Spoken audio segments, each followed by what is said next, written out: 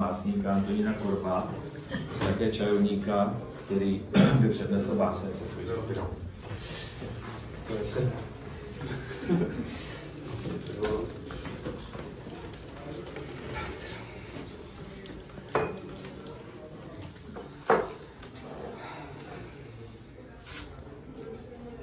Teď vstáváš o probdělé noci, kdy mysl tvá znavena je.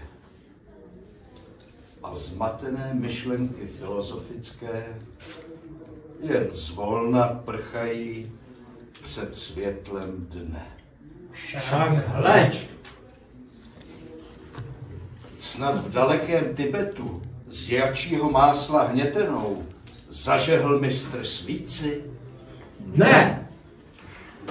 To v dobré čajovně stavějí na oheň první toho dne konvici. Již 30 let. Již 30 let vkládám zde důvěru do kvalitního půveru. Již 30 let každý den dopřávám si tu šujsien. Již 30 let nacházím obzor nový, vonavý, jemný čaj, jasmínový. Již 30 let, časně po ránu, mohu se radovat z Junanu. Již 30 let, když prochladlý poutník zimou se klepal, ihned mu přinesli výborný Nepál. Již 30 let, čerstvě hotový, zajímavý čaj švestkový. Již 30 let, smuten, však nejsi sám. Tvým přítelem budiš a sám.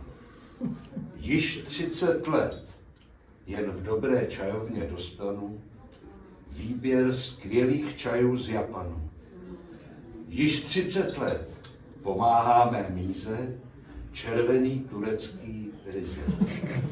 Ale když nechceš být se ženou, tedy genmajča s rýží praže.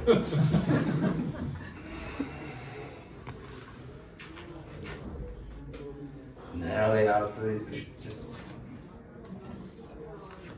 Ale mě u nás v produkci říkali, že všechny ty čaje nám hlavně do toho dostat. No ale tak to jsem nemusel. Já tady mám ještě, když nechceš být s přítelem, když nechceš být v práci, když nechceš být v metru,